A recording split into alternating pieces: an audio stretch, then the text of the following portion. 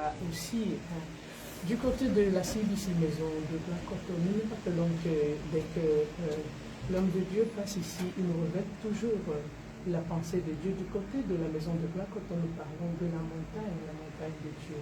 Il est dans ce studio ce matin. C'est un privilège pour nous. Il va nous parler, d'accord? Il va nous donner des perfusions.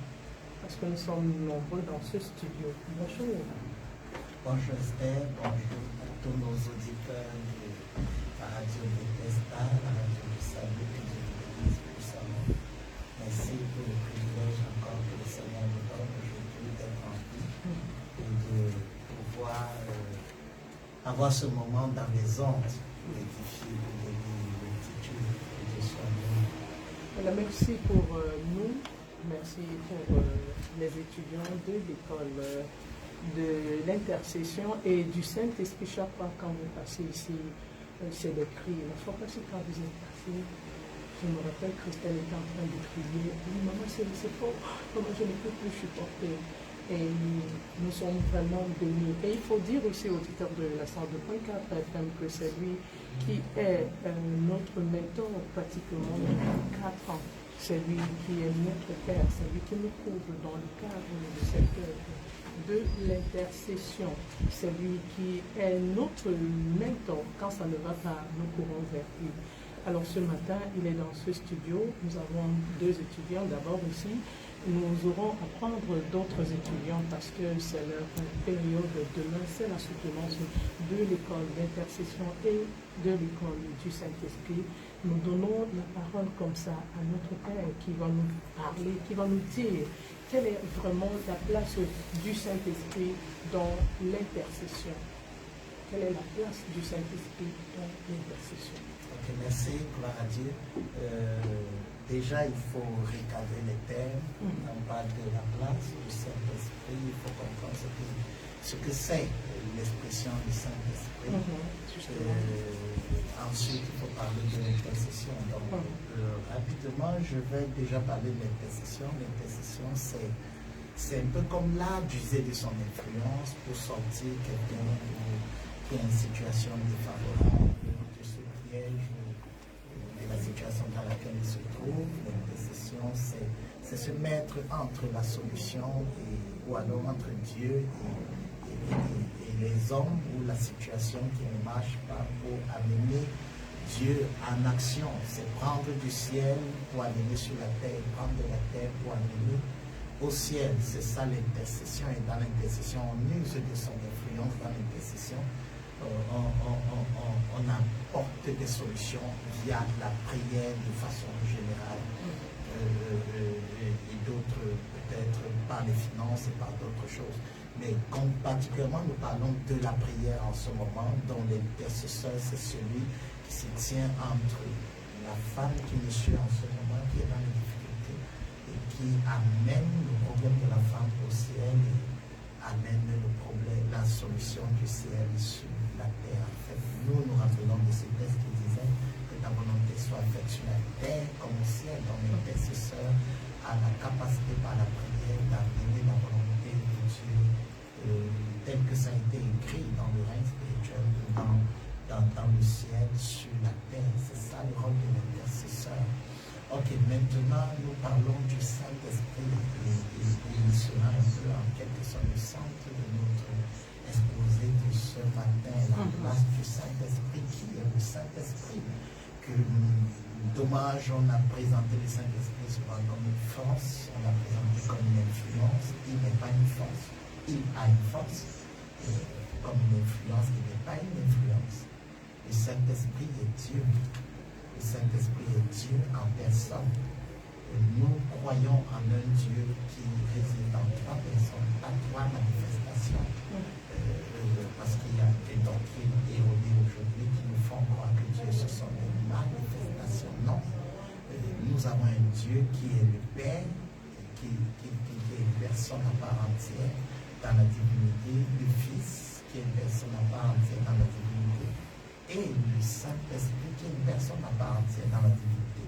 Les 3 personnes, c'est un seul Dieu, ce n'est pas des dieux, c'est un seul Dieu Donc nous avons Dieu le Père, Dieu le Fils et Dieu le Saint-Esprit. Dans la parole de Dieu, c'est en ce Dieu auquel nous croyons. Alors, il faut bien comprendre que les trois personnes ont les mêmes attributs. Dieu est saint, Dieu est juste, Dieu est amour. Il n'y a pas de confusion, c'est le même Dieu en trois personnes. Maintenant, ils ont des fonctions différentes. Il arrive qu'ils aient des fonctions différentes, ces trois personnes. C'est-à-dire qu'il faut bien comprendre que le Père n'est pas le Fils n'est pas le Saint-Esprit et vice-versa. Donc lorsqu'on parle de Dieu le Père, ce n'est pas Dieu le Saint-Esprit. C'est le même Dieu, mais ce n'est pas le Saint-Esprit. Lorsqu'on parle du Saint-Esprit, ce n'est pas le Fils. Par exemple, c'est le Fils qui est mort pour nous, mais pas le Saint-Esprit, ni le Père. C'est le Père qui a le projet d'amour. La Bible dit, car Dieu a tant aimé le monde, c'est-à-dire le Père a tant aimé le monde, qu'il a donné Dieu le Fils, afin que quiconque croit en lui ne périsse point. Et on voit là la manifestation de Dieu le Saint-Esprit qui rend possible le projet du Père qui a été manifesté par le Fils. Donc, il faut bien comprendre que lorsque nous parlons de la place du Saint-Esprit, nous parlons de la place de Dieu, le Saint-Esprit, dans l'intercession. Et c'est extraordinaire quand nous rentrons dans le livre de Genèse chapitre 1, de comprendre le ministère du Saint-Esprit dans l'intercession. Il y a eu un jour où Dieu a eu besoin d'intercession. Il y a eu un jour où Dieu le Père a eu besoin d'intercession pour manifester ou matérialiser son projet sur la terre. La Bible dit dans Genèse chapitre 1, rapidement au commencement, Dieu créa les cieux et la terre. Et la terre était informe et vide. Et il y avait les ténèbres sur la surface de la ville. Alors voilà un projet de Dieu qui est informe et vide et ténébreux. Donc à la fois informe, vide et ténébreux.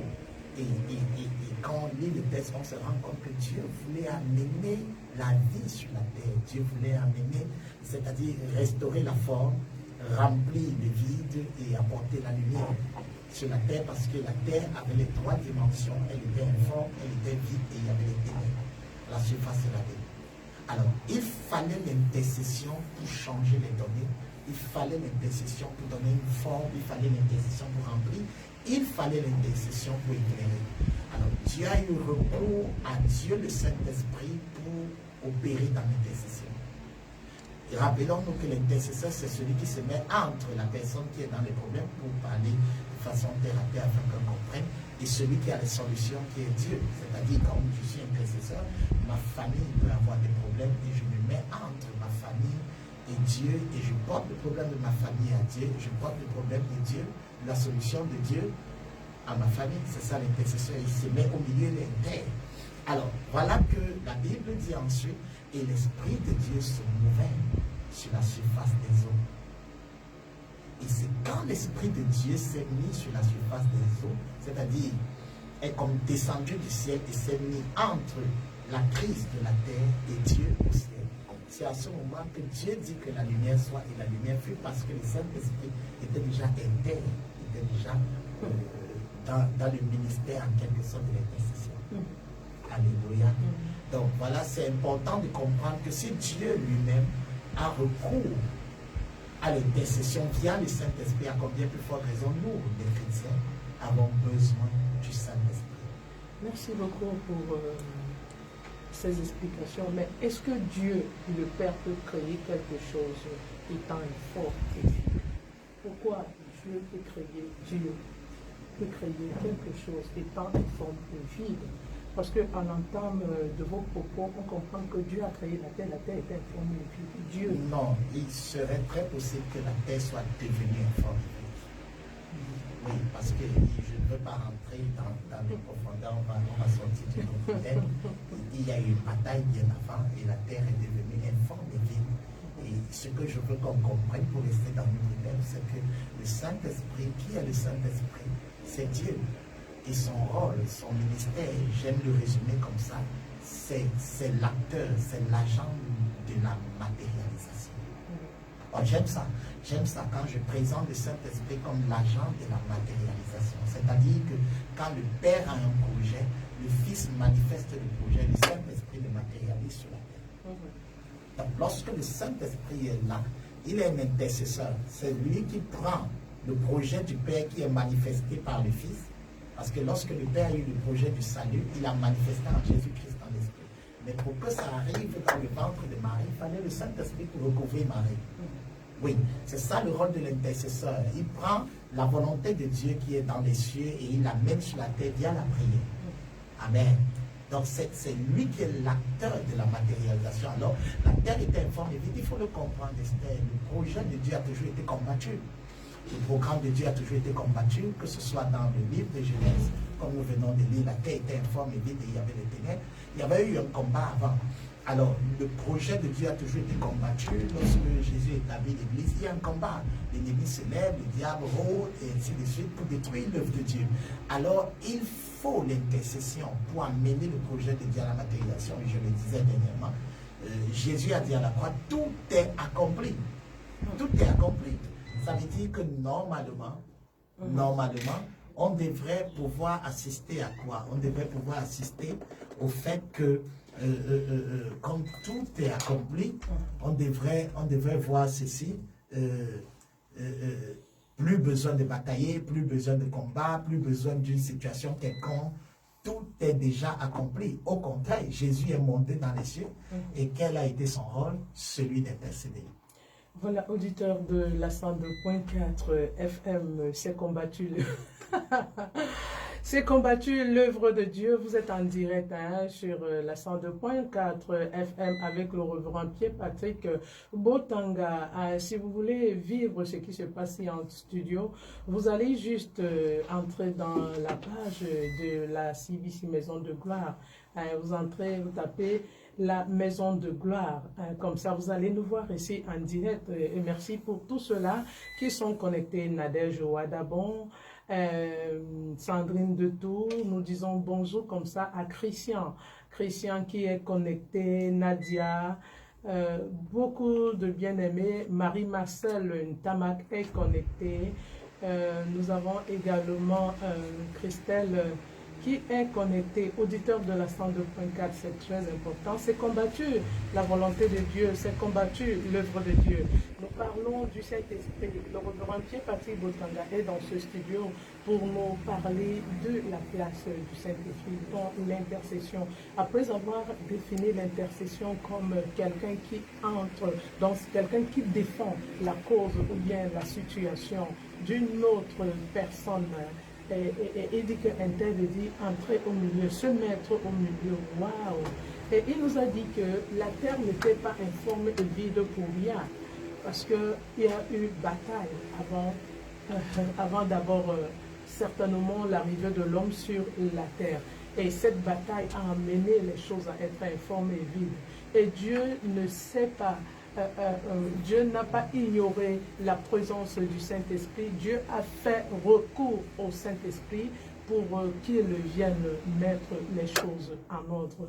Auditeurs de la 102.4 FM, vous qui êtes à la maison, je pense que vous comprenez que le Saint-Esprit est indispensable. Il a bien défini la tripartite, la Trinité, Dieu le Père, Dieu le Fils et Dieu le Saint-Esprit.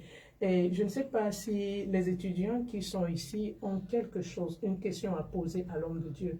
Moi, je suis édifiée par rapport à la Trinité, Dieu le Père. Moi, je ne savais pas que Dieu le Père avait son rôle, Dieu le Fils avait son rôle et Dieu le Saint-Esprit avait son rôle. Est-ce que vous avez des questions? Si oui, posez-les un peu vite, le temps qu'on passe à autre chose. Oui, bonjour Maman Esther. Bonjour Papa Boutagan. Bonjour auditeurs de la 102.4. En fait, j'ai une préoccupation. Papa nous a dit tout à l'heure que le Père n'est pas le Fils. Le Fils n'est pas le Saint-Esprit. Que chaque entité a son rôle spécifique. Chaque personne, chaque personne. Ce sont des personnes. Ce sont des personnes, merci papa. Chaque personne a donc son rôle spécifique. À sa fonction. Bon, je voulais savoir, papa, quand un enfant de Dieu prie, par exemple, tu es en quête de prière, tu communiques avec Dieu. Comment est-ce que tu dois savoir que maintenant, je dois communiquer avec le Père, ou après, je dois communiquer avec le Fils, ou je dois communiquer avec le Saint-Esprit? Parce que parfois, ça nous embrouille.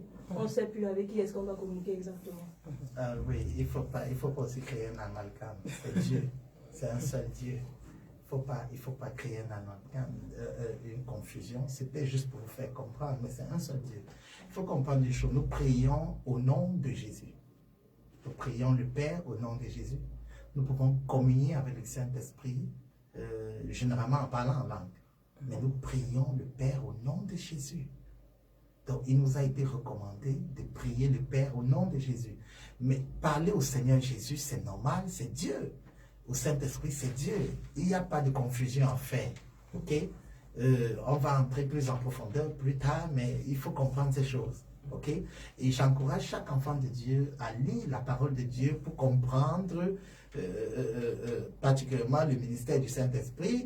En fait, les trois ont un ministère complémentaire. Ce n'est pas que le Saint-Esprit fait une chose. Non. Dans le salut, les trois entrent en action.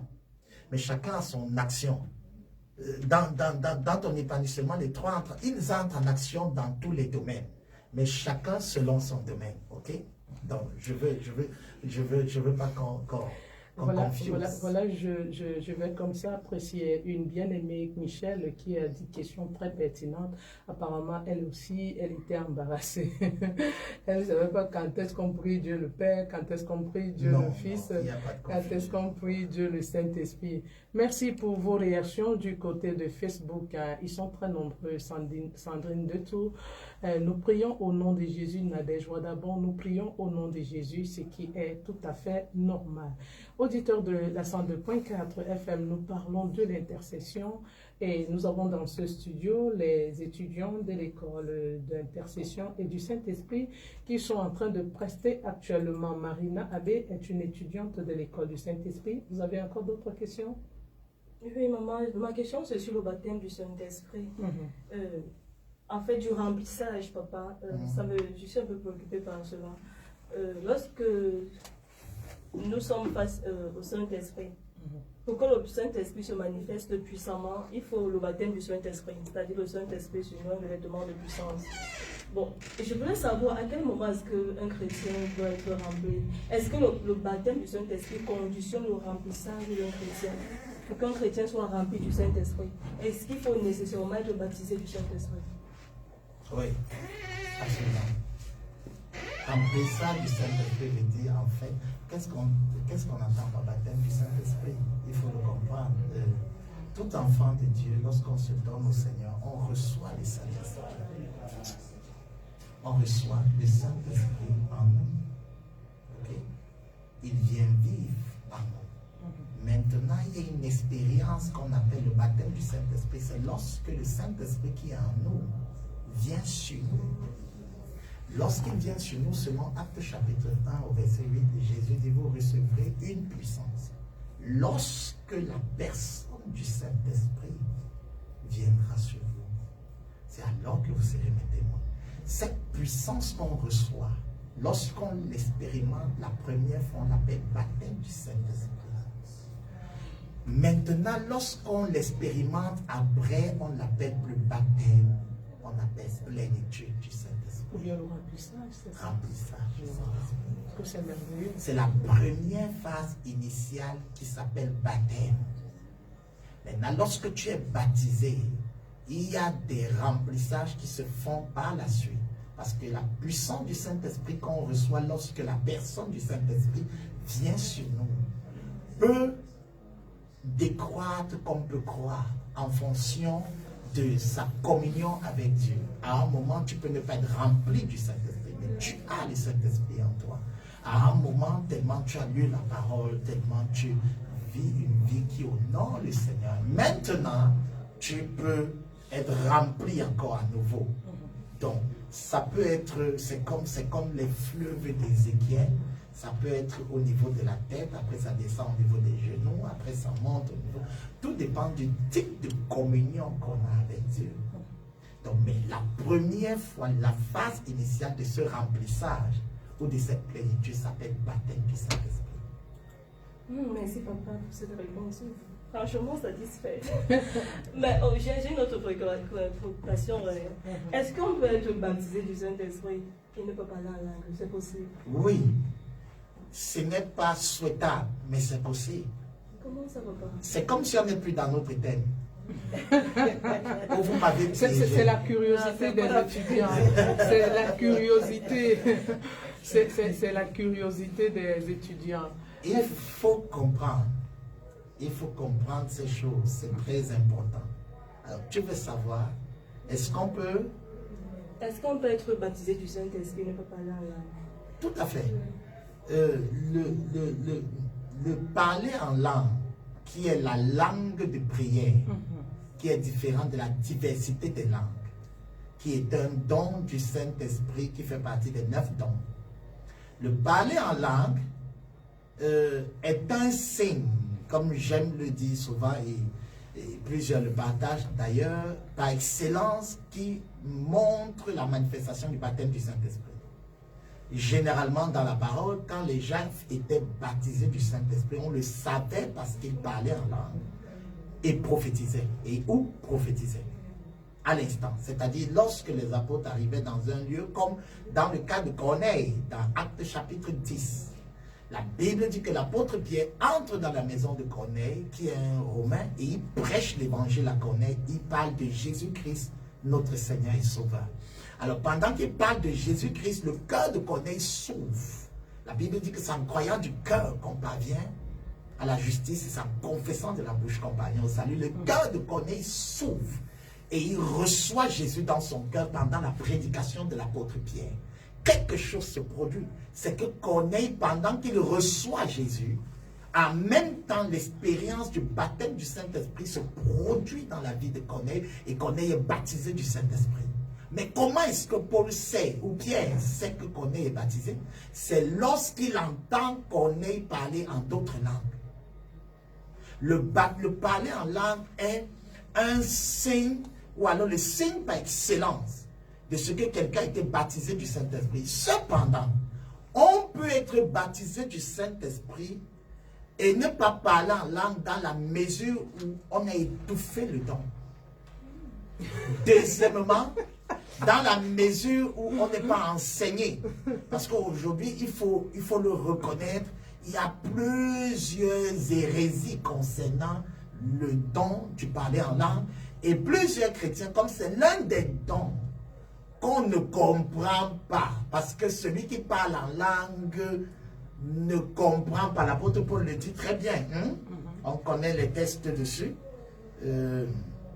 Celui qui parle en langue ne comprend pas. Il dit des mystères. Il ne parle pas aux hommes. Il parle à Dieu. Donc, ce qui fait que lui-même ne comprend pas ce qu'il est en train de dire. Alors, comme je ne comprends pas ce que moi-même je suis en train de dire, et que je suis plus français que les Français, parce que la colonisation nous a aidé à vouloir tout maîtriser. Vous savez, on fait la générale, les francophones, on fait la générale. Finalement, on fait tout et on ne maîtrise rien.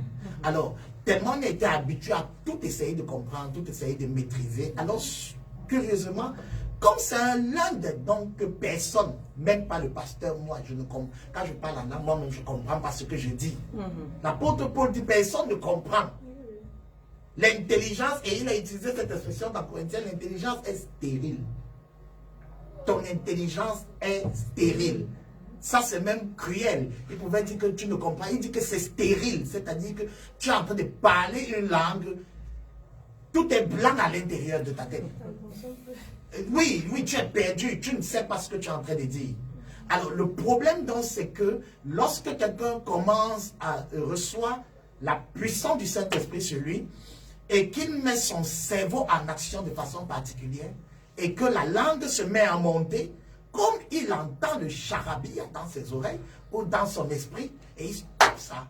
J'ai vu des gens qui ont stoppé. Pendant la prédication, il y a un bien-aimé qui est pasteur. Un jour, le Saint-Esprit est descendu dans la salle et il a arrêté sa bouche, s'est caché sur les bancs. Il a étouffé. Pourquoi? Parce qu'on était dans un milieu où on ne croyait pas. En fait, c'était un peu comme le désordre. Oui, jusqu'aujourd'hui, il y a des milieux chrétiens où on croit que parler en langue, c'est le signe du désordre. Et je vous assure que les apôtres furent les premiers désordonnés. Parce que ces gars ont tellement le Saint-Esprit est descendu sur chacun d'eux, distribué selon le Seigneur. Maintenant, ça a été distribué sur leur tête comme des langues de feu apparues. Actes chapitre 2. Et maintenant, ils se sont mis à parler en langue, tous au même moment, au point où les gens qui passaient, qui étaient les étrangers, passaient à côté de la chambre haute dans laquelle ils priaient. Les gens ont été scandalisés. Et on dit, mais ces gens sont pleins de vin doux. Tu vois, les gens parlent en langue. Une manifestation du divin est taxée par les païens de vin doux. Des gens ivres le matin, il est encore 9 h, mais ces gars ont déjà bu du vin et racontent le charabia.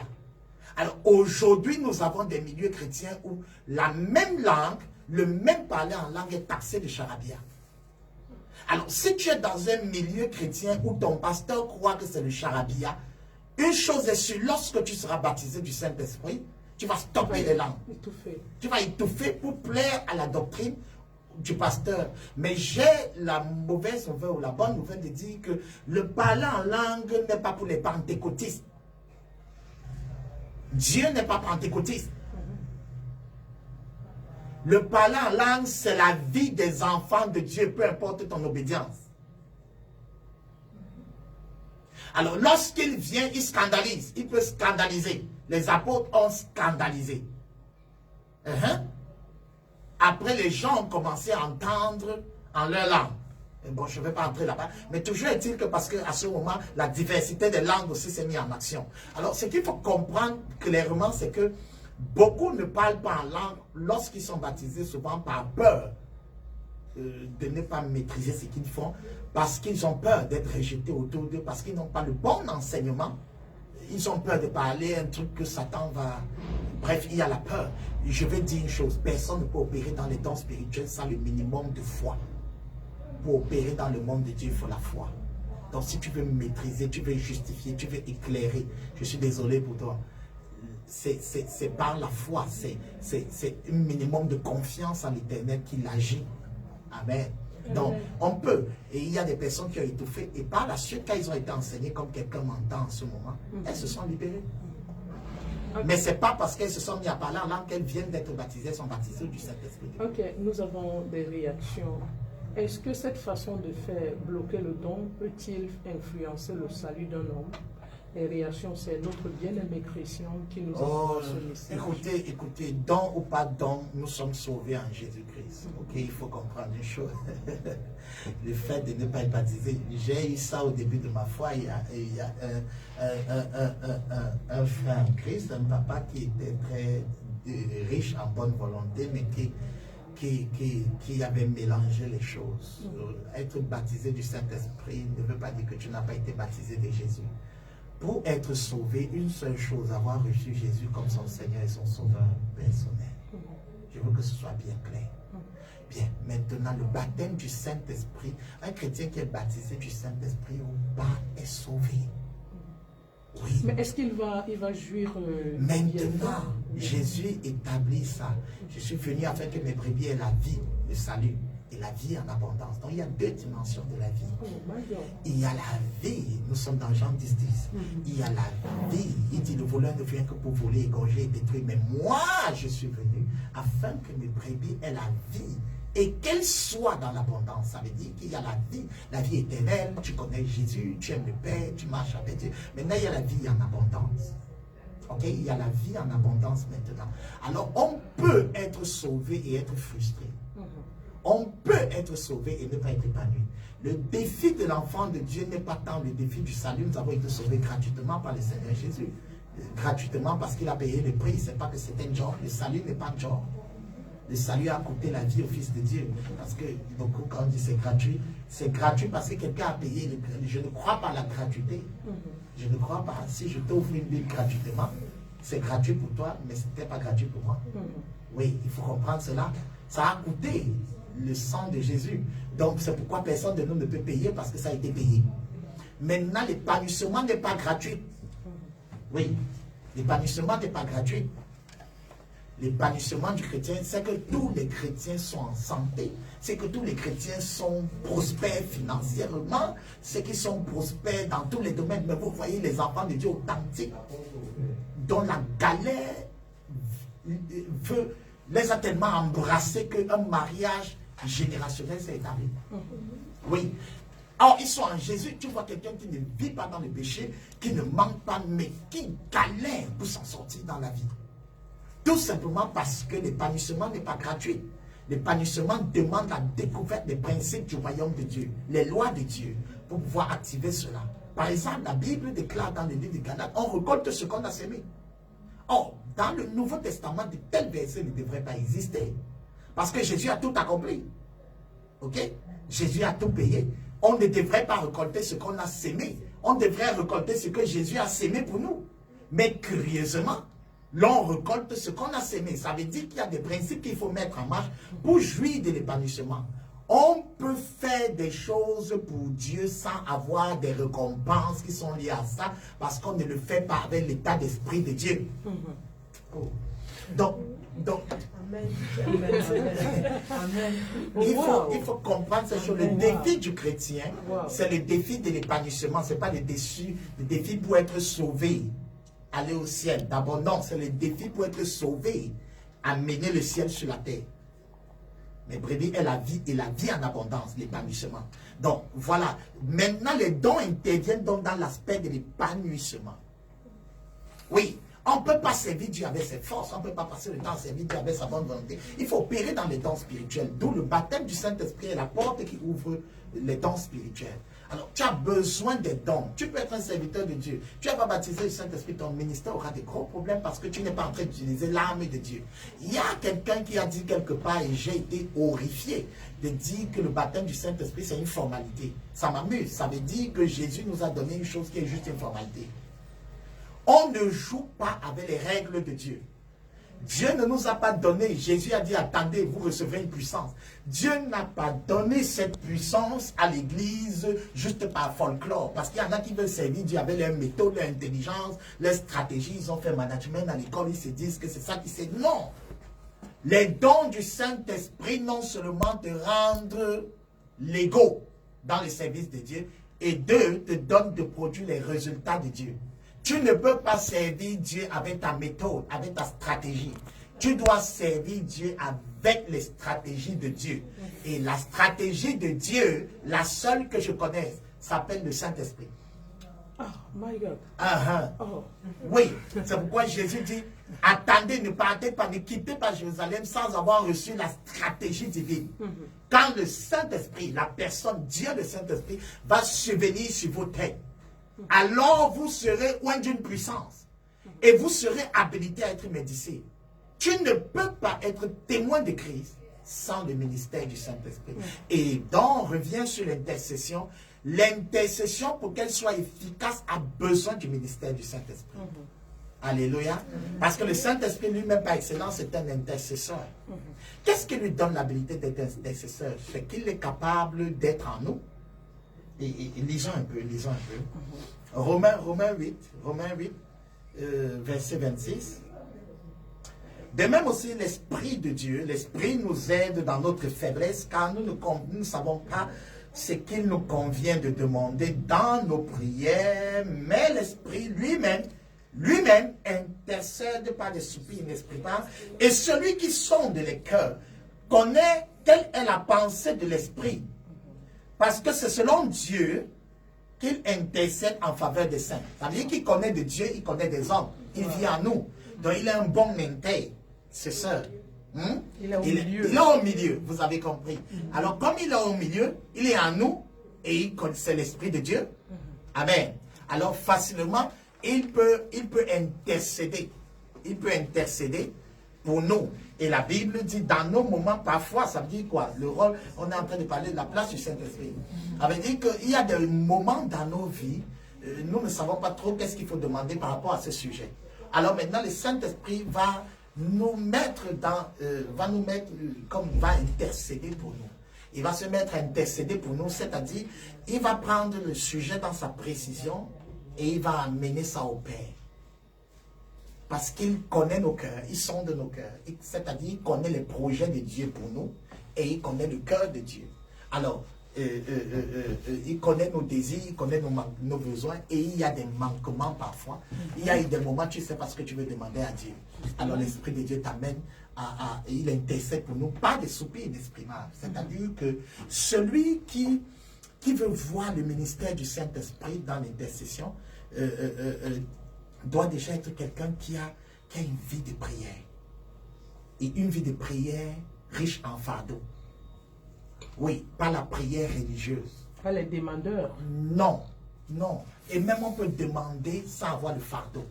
C'est-à-dire que lorsque tu arrives comme Anne qui demandait Samuel, et la douleur est tellement forte, et à un moment tu vas te mettre à soupirer. C'est-à-dire le ministère du Saint-Esprit va entrer en action et t'amener à soupirer. C'est-à-dire les mots audibles, les mots en français ou en anglais n'ont plus de valeur. À ce moment, tu commences, le Saint-Esprit entre en action. Ce n'est pas une affaire contrôlée, c'est quand la douleur est très forte. Alors maintenant, le ministère du Saint-Esprit entre en action, il intercède pour nous avec précision. Et une autre manière de l'amener à intercéder, c'est-à-dire l'une des premières manières, c'est d'avoir une vie de prière régulière et avec fardeau. Un porteur de vision a constamment le ministère du Saint-Esprit qui vient l'aider à prier par des soupirs inexprimables. Le Saint-Esprit intercède. Parfois, tu es dans des situations difficiles et tu ne sais pas quoi dire. Et à un moment, tu te mets à marmonner Jésus. Jésus. Et tu sens ton être soupirer. Et le Saint-Esprit porte cela au Père par des soupirs inexprimables. Waouh! Et maintenant, il y a une autre manière de parler en langue. Parler en langue. Celui qui parle en langue dit des mystères en esprit. J'aime ça, il dit des mystères en esprit. À force de parler en langue, tu permets au Saint-Esprit de te conduire dans les soupirs inexprimables afin que il puisse porter le sujet avec précision auprès du Père. Alléluia. Amen. Parce qu'il y a des cas souvent, des situations souvent au devant de nous et tu ne sais pas quoi demander à Dieu. C'est pourquoi il dit, il nous aide dans notre faiblesse, il nous aide. Vous voyez le mot aide, c'est le rôle du Saint-Esprit. Oui, l'aide, le consolateur, l'aide. C'est un peu le rôle qui a été donné pour la construction de Ève. Quand Ève a été matérialisée, on l'a appelé l'aide. C'est un peu, c'est ça le pan du ministère du Saint-Esprit. C'est-à-dire, il vient nous aider. Nous avons une mission. Tu es appelé à faire une œuvre de Dieu particulière. Et à un moment, ça ne marche pas. À un moment, ça devient difficile. Tu ne comprends et à un rien. moment, tu te mets à prier, tu te mets à crier à Dieu, tu te mets à soupirer maintenant. L'Esprit de Dieu, par des soupirs inexprimables, il intercède pour nous. Il porte ça à Dieu. Parfois, tu te mets à parler en langue, tu parles en langue. Tu parles en langue. À un moment donc maintenant, tu sens que ce n'est plus ta langue habituelle. Maintenant, il y a une dimension de soupir inexprimable qui commence à se manifester. Et à ce moment, l'Esprit de Dieu a porté, a intercédé. Parce que lorsqu'on parle en langue, on parle en langue, la prière en langue, c'est le don, c'est cette grâce qui nous a été donnée pour parler au Père. À un moment, l'Esprit de Dieu lui-même prend la chose en main aussi. Oui, parce qu'il faut donc le parler en langue, c'est la langue céleste, en quelque sorte. Oui, on peut dire ça comme ça. C'est la langue de prière. Oui, c'est ta langue de prière. C'est ta langue de prière. C'est différent de la diversité des langues où Dieu s'adresse à nous maintenant pour parler au peuple. Et là-bas, il faut l'interprétation. Or, ta prière en langue, tu n'as pas besoin d'interprétation. Parce que tu pries à Dieu. Alors que l'autre, c'est Dieu qui parle à travers toi d'autres langues. Voilà, il va un peu soupirer. Auditeur de la 102.4, il est déjà 11h passées de 19 minutes dans ce studio de la 102.4 FM, votre émission Antenne Libre. Demain, c'est un grand jour pour les étudiants de l'école d'intercession et du Saint-Esprit. C'est la graduation, la cérémonie solennelle de sortie des étudiants. Donc, nous vous interpellons comme ça à participer. Vous pouvez poser des questions à l'homme de Dieu. Vous pouvez composer le 6 93 00 71 68, 6 93 00 71 68 ou le 6 77 59 84 28. Et il va soupirer un peu juste après la ponctuation musicale et revient.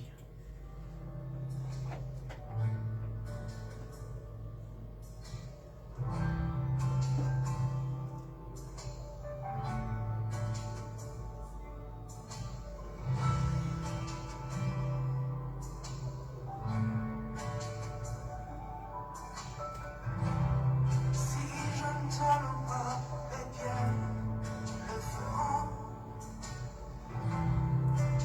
je ne t'exalte pas,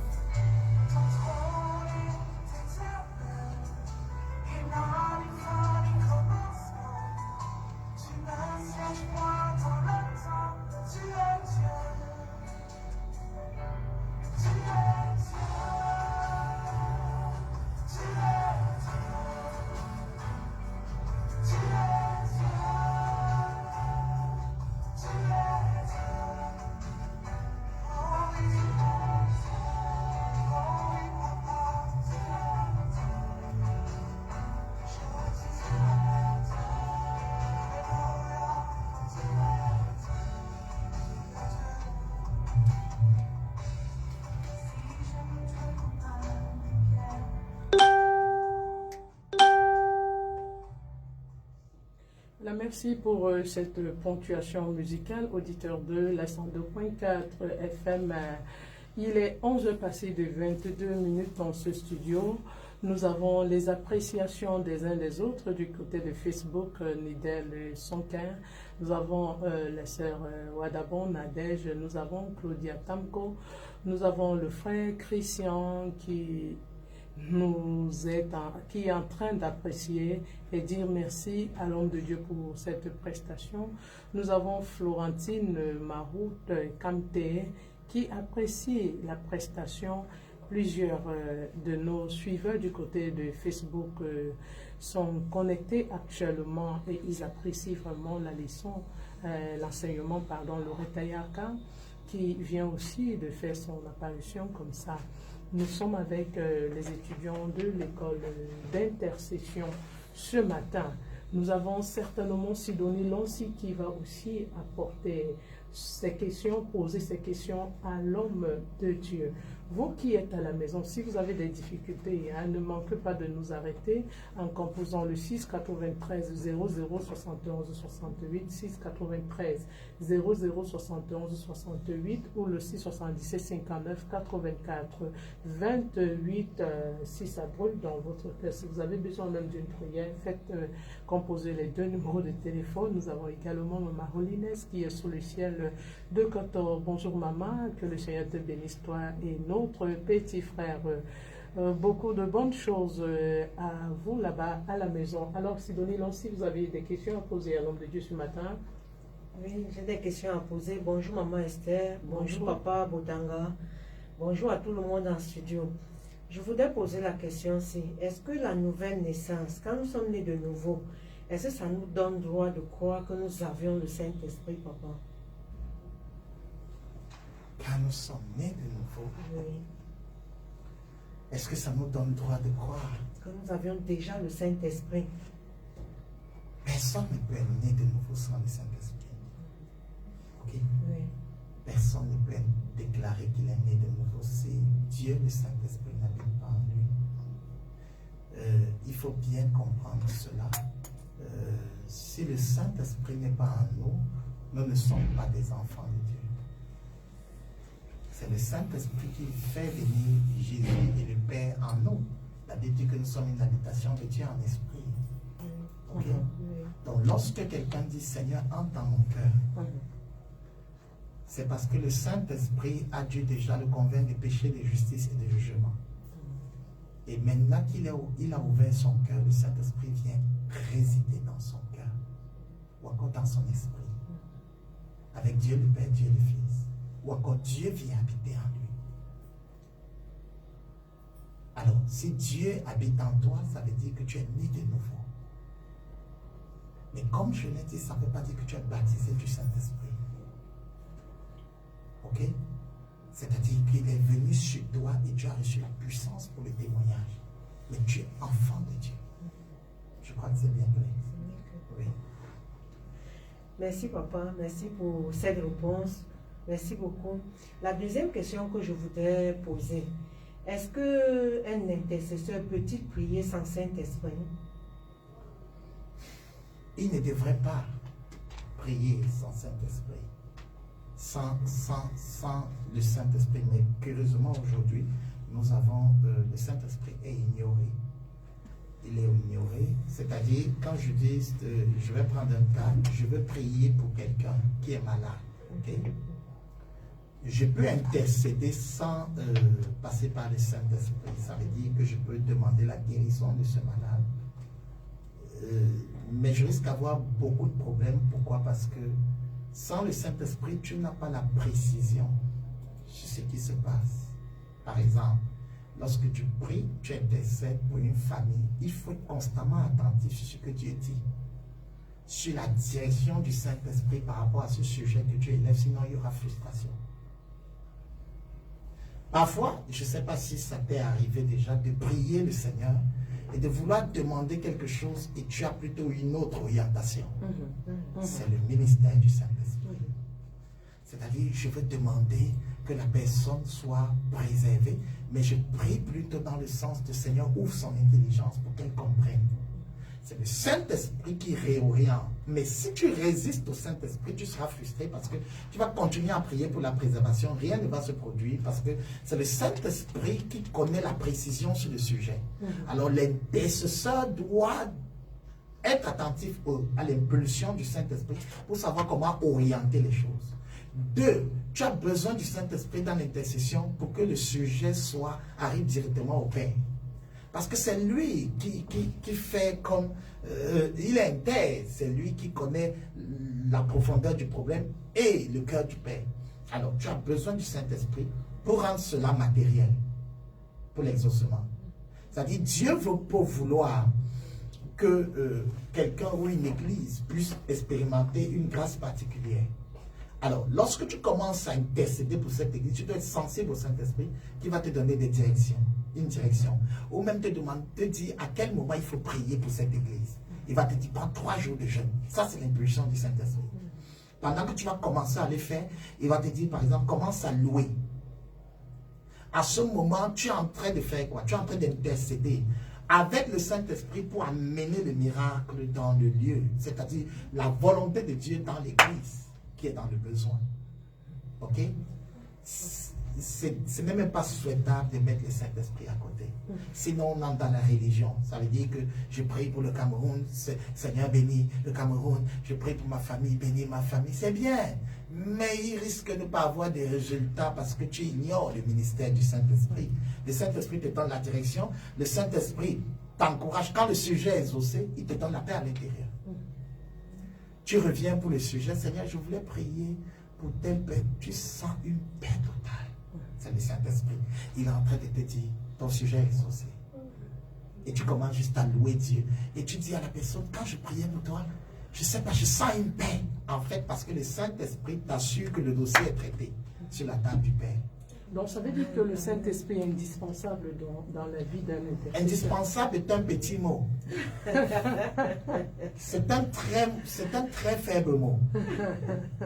J'aime souvent en anglais, it's a must. Must. Must. C'est-à-dire quand on te dit must, ça veut dire qu'il n'y a même pas 36 000 solutions. Wow. Mais le français un peu souvent est là, c'est indispensable. Ça veut dire que quelqu'un va dire, bon, on peut se passer. Écoutez, il n'y a pas d'église sans Saint-Esprit. Jésus n'a pas laissé le Saint-Esprit pour le folklore ou pour juste pour agrémenter la salle. C'est quand le Saint-Esprit descend que l'église naît. Vous comprenez? C'est pas quand Jésus dit je bâtirai mon église que l'église naît. C'est le Saint-Esprit qui matérialise ce que Jésus a manifesté. Il n'y a pas église de Dieu sans Saint-Esprit. Les actes des apôtres, c'est encore appelé les actes du Saint-Esprit. Regardez Actes chapitre 1 jusqu'à la fin. Le Saint-Esprit est omniprésent. Amen. Nous sommes dans le temps de la grâce. Tout le monde connaît le mot, le temps de la grâce. Mais c'est aussi le temps de l'Église. Ce n'est pas seulement c'est le temps du Saint-Esprit. La dispensation, ça s'appelle la dispensation de la grâce, la dispensation de l'Église, ou encore la dispensation du Saint-Esprit. C'est-à-dire que celui qui se passe du Saint-Esprit est à côté de la plaque. Pourquoi?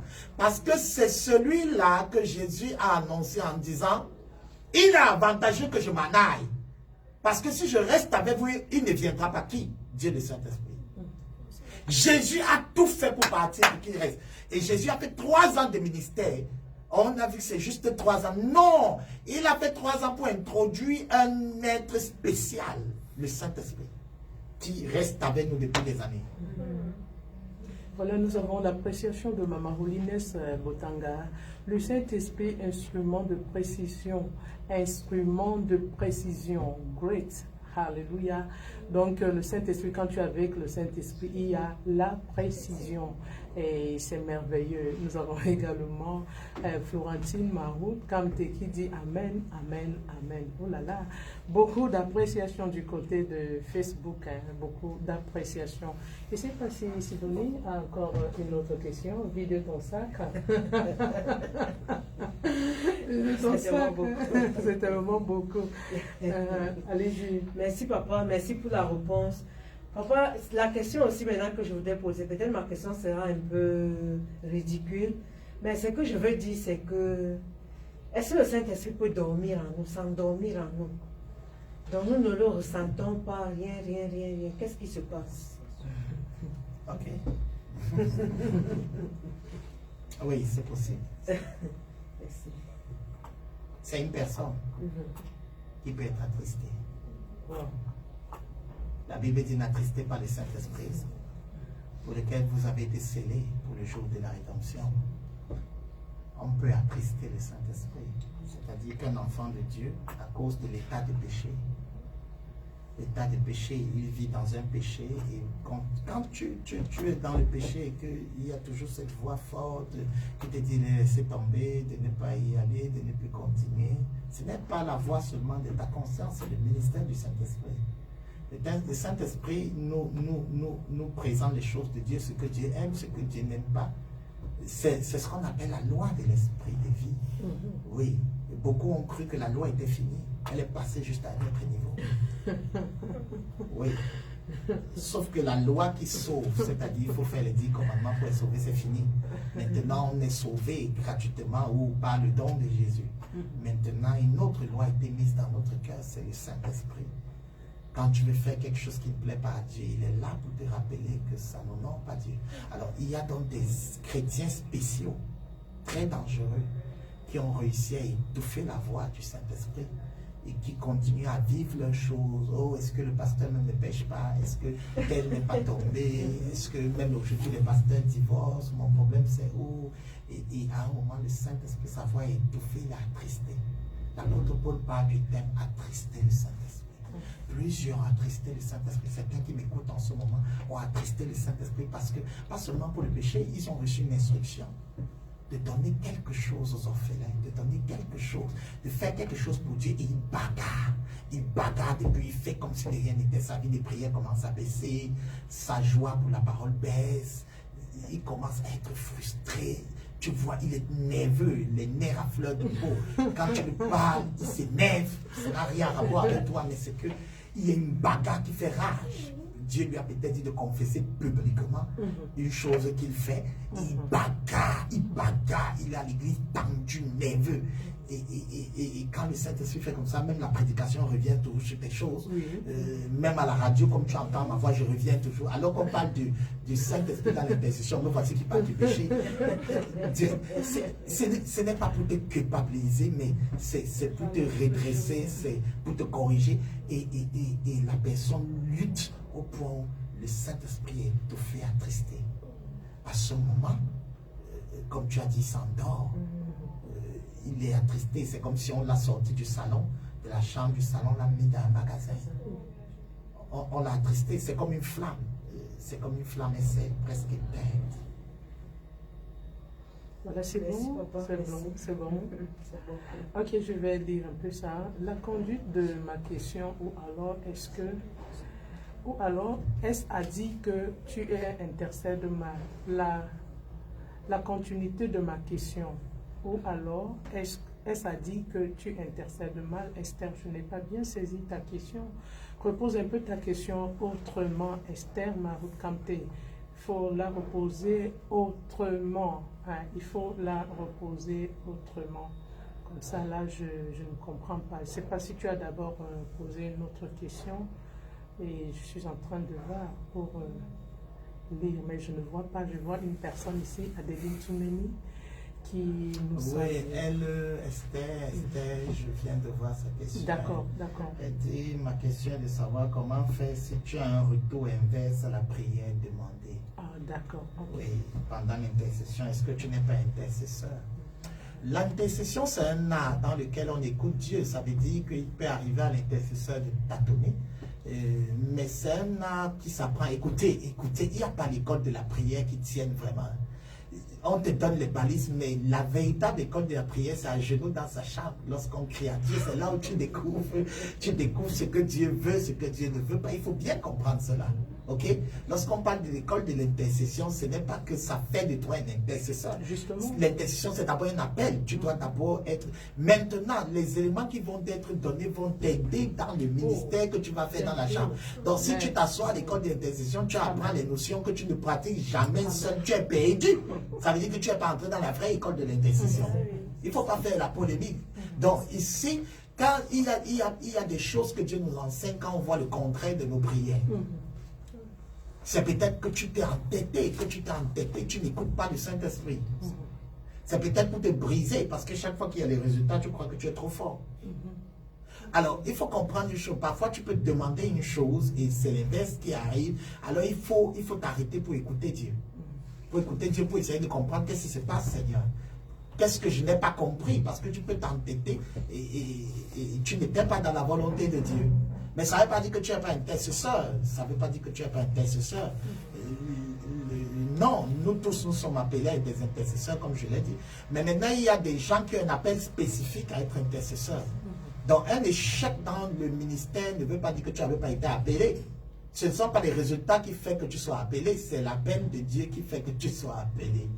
D'accord, nous avons la question de Loretta Yaka. Bonjour. Il y a des questions encore ici. Oui, il y en a. Bonjour à tout le monde. S'il vous plaît, j'aimerais savoir une chose. Lorsqu'on parlait de l'intercesseur, est-ce que tout le monde peut intercéder au même titre ou alors est-ce qu'il y a une chose qui permet de faire la différence entre les intercesseurs puisque tous sont conduits par le Saint-Esprit? Est-ce qu'il y a la différence entre un intercesseur et quelqu'un qui n'est pas intercesseur mais qui a le Saint-Esprit qui prie? Bon, j'ai répondu à cette question la fois dernière. Il faut comprendre que tout le monde doit évangéliser, n'est-ce pas? Est-ce que tout le monde est évangéliste? Oui, il faut comprendre que la différence réside déjà au niveau de l'appel. C'est-à-dire qu'on a fait tous un général, mais il y a des spécialistes. Ok? Donc, nous sommes tous appelés à intercéder, c'est-à-dire à prier pour les autres, pour la nation et pour tous les événements. Mais il y en a qui ont ça comme appel. Et quand il s'agit d'un appel, ça veut dire qu'ils ont un code de conduite qui leur est dicté par le Saint-Esprit. Et ils ont des résultats particuliers. Par exemple, moi, je peux évangéliser, mais je n'aurai pas les résultats d'un évangéliste. Ça y est, je peux me battre là sur une âme, 2 ans. Mais quand un évangéliste arrive, il fait le stade. C'est pourquoi je défie tous les évangélistes qui disent qu'ils sont évangélistes, d'entrer vraiment dans leur appel. Oui, il dit, je suis évangéliste, il se bat comme un pasteur. C'est pas Mais quelle est la différence entre un pasteur et un évangéliste? Pour celui qui est en train de nous suivre, en passant juste un peu seulement. Le pasteur, c'est le pasteur, il est derrière les brebis. L'évangéliste pas chercher les brebis. C'est simple comme ça. L'évangéliste, c'est derrière, il va amener les brebis dans la maison que le pasteur va encadrer. C'est aussi simple que ça. Voilà, nous sommes bénis ce matin. Il nous reste quelques 5 minutes seulement. Marina, tu as encore les questions? Ça va toi, Sidonie? Il faut dire qu'il y a d'autres là-bas, d'autres étudiants qui aimeraient poser des questions. Donc, ça va comme ça pour vous. Nous allons juste respirer un peu en musique. Le temps aussi de donner l'opportunité aux autres étudiants de poser deux questions, bien une question à l'homme de Dieu. Ils sont contents, ils font le bruit. C'est comme s'ils étaient étouffés. Ils se disaient que nous, on nous a oubliés. Voilà, les techniciens, si c'est bon, vous nous balancez un bout de musique.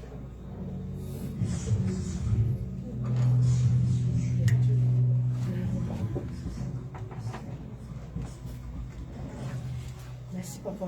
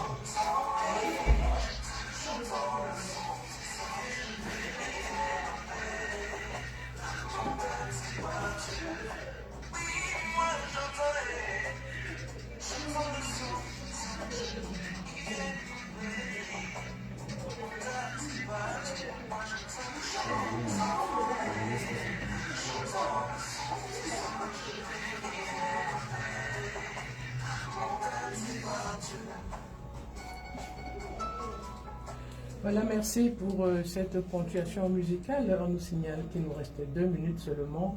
Dieu donné bonjour. Bonjour Maman Esther. Comment vous allez ce matin? Je vais très bien par la grâce de Dieu. Juste une légère question que vous allez poser à l'homme de Dieu. Oui, bien sûr que je n'étais pas là dès le début de l'émission. Je vais d'abord dire bonjour à papa et je vais dire bonjour à tous les auditeurs de la 102.4 FM. Et ma question ce matin, c'est de savoir, parce qu'on parle de l'intercession depuis un certain moment, parce que vous avez dit que ce mois, papa nous a dit que c'est un mois d'intercession, que tout le monde doit intercéder.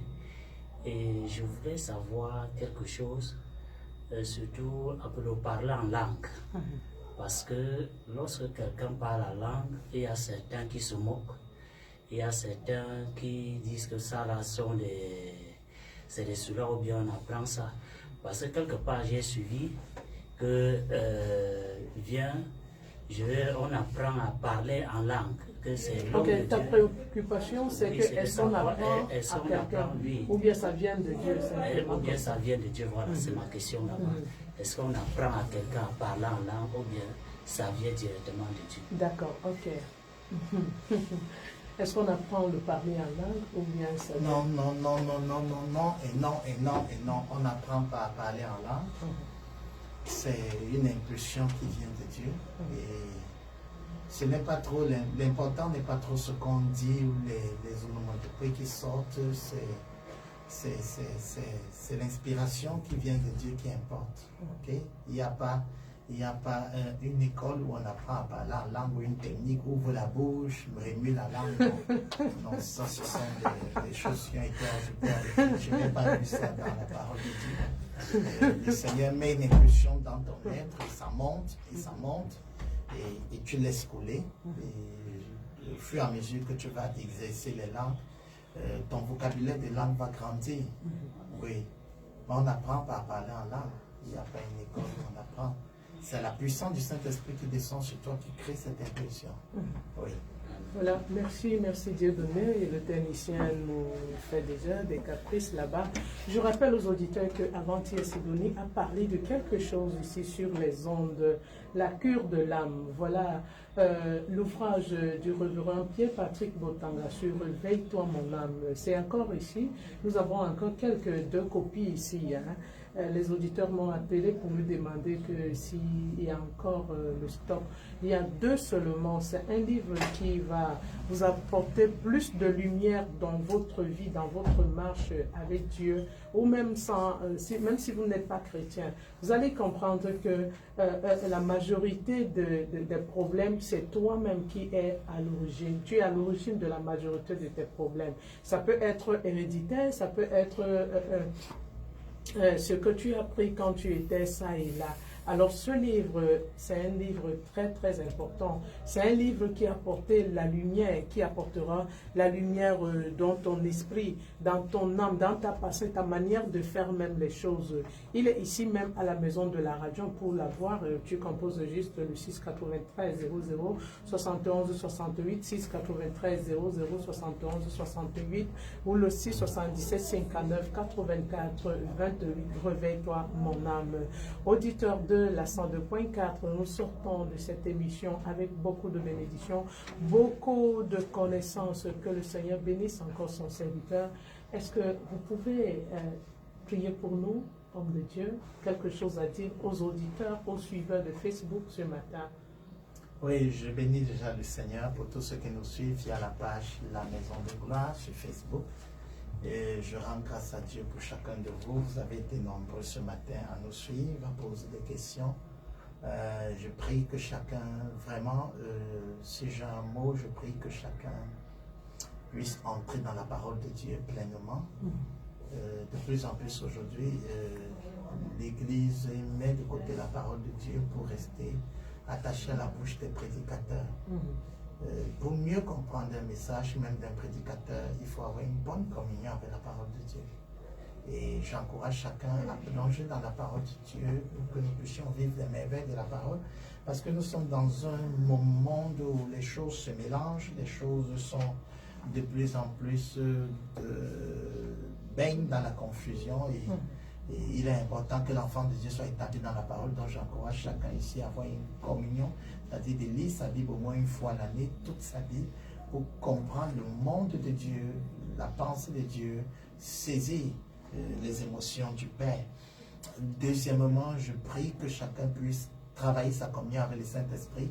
Et une des manières par excellence, c'est de prier en langue.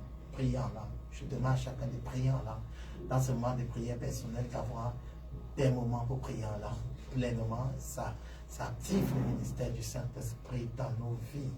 Donc je vais prier pour la radio, je vais prier pour toi. Je te bénis, Père, pour ce que tu fais. Merci pour cet enseignement, merci pour l'éclairage que tu nous donnes en ce moment. Je prie pour la radio Bethesda, je prie pour que Saint-Esprit, tu viennes combler les besoins de cette radio. Père, je t'invite, tu as donné la vision, tu vas donner la provision. Je prie pour que toute provision nécessaire pour la saison actuelle soit relâchée au nom puissant du Christ Jésus. Père, je te bénis pour la provision, je te bénis pour la provision que tu relâches. Je prie que le ministère des intercesseurs en ce lieu passe à un autre niveau afin que, Père éternel, les provisions divines qui sont connectées à la vision que tu as donnée à cette radio puissent être matérialisées au nom de Jésus. Je te prie aussi pour ceux qui écoutent cette radio, qui sont fidèles, je prie que tu relâches des appels qui vont permettre de soutenir cette radio, venant de tous ceux qui nous écoutent. Je prie pour que des gens, pendant que nous sommes en ondes, puissent faire l'expérience de la guérison divine. En ce moment même, sois guéri de ton mal au nom puissant de Jésus. Au niveau de la poitrine, je prie que tu sois guéri à l'instant au nom de Jésus. Que ce soit la fatigue générale dans ton corps, je prie que le Saint-Esprit maintenant de requin soit restauré. Reçois le Saint-Esprit qui vient sur toi. Il te recouvre de son nom. Reçois la capacité d'être requinqué. Reçois la capacité d'être requinqué. Reçois le ministère du Saint-Esprit dans ta vie. Reçois-le au nom de Jésus. Je prie en ce moment même, que le Saint-Esprit administre ton corps au niveau de tes dents soit restauré au nom de Jésus. Je prie que tu sois restauré, toi qui as mal. Je prie que tu sois restauré. J'intercède en ce moment pour toi, pour ta maison qui ne va pas bien, pour les choses qui ne marchent pas. Je prie que l'ordre de Dieu se mette en place maintenant. Esprit de Dieu entre en action dans ce qui est confus, dans ce qui est informe et vide, et apporte la lumière. Je déclare que la lumière soit. Seigneur Jésus, tu es le bienvenu dans tout ce qui est ténébreux, dans tout ce qui ne marche pas. Seigneur, merci pour ce que tous ceux qui vont suivre cette zone vont faire l'expérience de la guérison divine, de la percée divine. Seigneur, je bénis tout le staff, je bénis le staff technique, je bénis tous ceux qui travaillent pour que ceci soit possible. Que le Dieu que je sers vous bénisse au nom de Jésus et qui protège les installations, qui protège le studio, qui protège tout ce qui est lié à la radio et qui bénisse tous ceux qui sont partenaires. Au nom puissant de Jésus-Christ. Amen.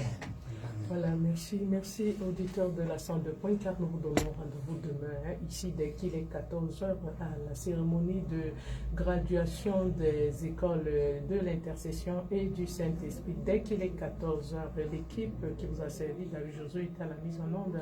Christelle Fitonet, Sidonie Lonsi et moi, Estin Bondio, et tous les étudiants de l'école du Saint-Esprit et de l'école de l'intercession ce matin. C'était un privilège pour nous de recevoir le révérend Pierre-Patrick Botanga, le père fondateur de la CBC Maison de Black-Coton. Et il faut dire aussi que c'est lui qui couvre l'école d'intercession pratiquement depuis 4 ans. Nous attendons demain. Shalom, shalom.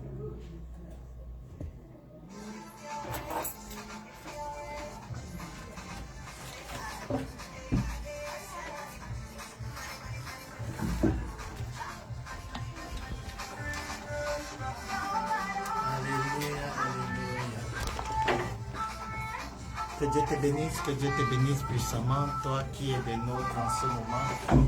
Je prie que le Seigneur t'honore. Je prie qu'il t'honore puissamment. Je prie que la grâce de Dieu soit ta portion. J'espère que tu as été béni avec nous pendant ce moment. Nous parlions de la place du Saint-Esprit dans l'intercession et je crois que tu as été béni. Le Saint-Esprit est Dieu et son rôle c'est de matérialiser ce que le Père a déjà manifesté via Jésus-Christ. Alors, il y a des projets que Dieu a pour toi. Il a des projets pour ta famille, pour ta maison, pour ton église. L'une des personnes qui peut permettre à ce que ces projets viennent à vous, c'est le Saint-Esprit. C'est l'intercesseur, c'est le Saint-Esprit. Alors, je viens t'encourager en ce moment même d'avoir une communion avec le Saint-Esprit, de la mener en action. La Bible dit que nous ne savons pas souvent quoi demander, mais l'Esprit de Dieu, par des soupirs inexprimables, intercède pour nous. Alors, pour permettre au Saint-Esprit d'intercéder, je t'encourage d'avoir des moments de prière réguliers et pleins de fatigue. Tu dois désirer, tu dois avoir soif de Dieu. Et le Saint-Esprit, quand il y a des choses que tu ne maîtrises pas, peut intercéder. Deuxièmement, tu dois parler en langue continuellement dans tes moments de prière. Ça va aider le Saint-Esprit à prendre le contrôle et à diriger les choses dans le sens de la volonté parfaite de Dieu. Je prie que tu fasses expérience du Saint-Esprit. Je prie que tu puisses laisser le Saint-Esprit se mouvoir. Que Dieu te bénisse puissamment. Rendez-vous ce soir pour la prière à la maison de gloire. Entrée chaufferie, face école de la fierté ne manque pas. Ce soir, nous allons vivre l'exaucement divin sur le thème exaucé. Que Dieu te bénisse. Bonne fin de semaine. Shalom, shalom.